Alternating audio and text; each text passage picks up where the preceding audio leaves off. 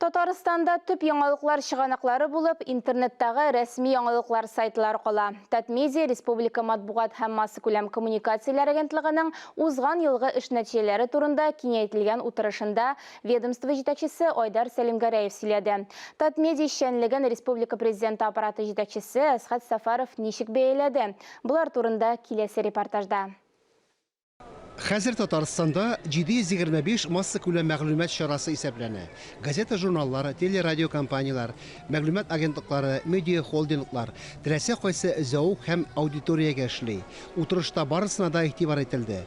Кайберәүләре турыдан-туры эфирга чыга, икенчеләре үтемле үзенчәлекле проектлар белән кызыксына.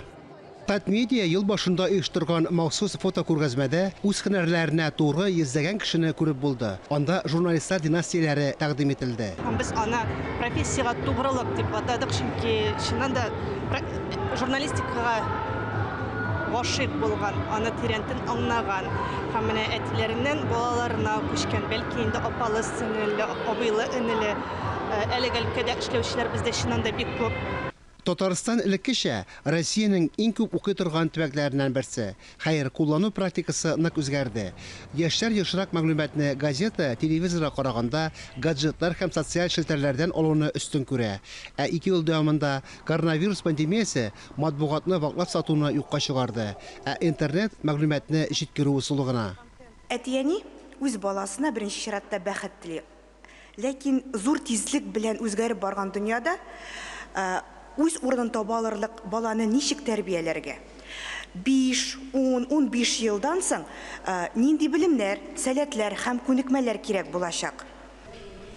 Кешеләр элеккечә үк традицион масса күләм мәгълүмат чараларына, шул исәптән федераль масса күләм мәгълүмат чараларына ышана. Айдар Сәлимгәрәев узган ел Татарстан федераль яңалыклар тәртибендә лаеклы тәкъдим ителде дип билгеләп үтте. Монда Россия 1 һәм Россия 24 телеканалларында өлеше зур. Федераль дәрәҗәдә үзебезне ничек күрсәтүебез, Татарстаннан читтә безне ничек күрүләре бик мөһим. Бу безнең төбәкнең инвестиция ягыннан да, талантлы кешеләрне республикага җәлеп итү ягыннан да нинди булуыбызны күрсәтә. Цифрлы трансформациядә алга китеш кадрларга бәйле. Аларны Казан Федераль университетының профильле институтында әзерлиләр.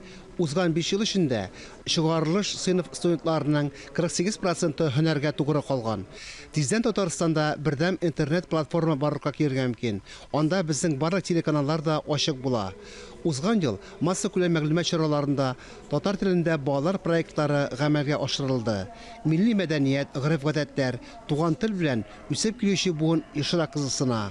Быелга да бурычлар аз түгел. Телерадио тапшыруларны интернет-платформага күчерү, IT-сервис шелтәрләрендә смартфоннар өчен индивидуаль кушымталар әзерләп кулланышка кертү, кадрлар сәясәте буенча эшне көчәйтү, шул исәптән заман таләпләрен исәпкә алып, милли мәгълүмат чараларына квалификацияле журналистлар әзерләү безнең мөһим бурычлардан санала.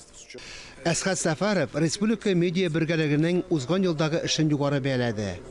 Журналистларга вакыйгаларны һәм фактларны гына түгел, лаеклы кешеләрне күбрәк күрсәтү дә мөһим.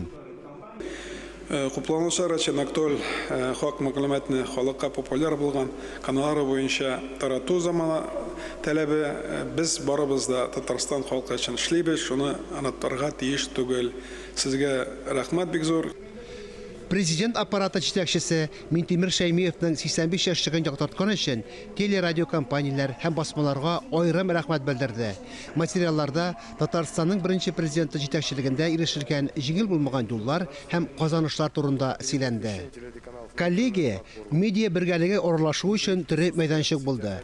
Мәгълүмат чаралары җитәкчеләре, журналистлар, Мәскәүдән килгән китап басучылар белән дә аралашты. Сәламәтлек саклау министрлыгының матбугат хезмәте җитәкчесе пандемия һәм цифрлаштыру чорының яңа бурычлары турында сөйләде. Иң яхшы масса күләм мәгълүмат чаралары вәкилләре, рәхмәт хатлары һәм дәүләт бүләкләре белән бүләкләнде. Фәнис Мөхәммәтов, Дмитрий Второв, Владимир Юрков, Татарстан яңалыклары.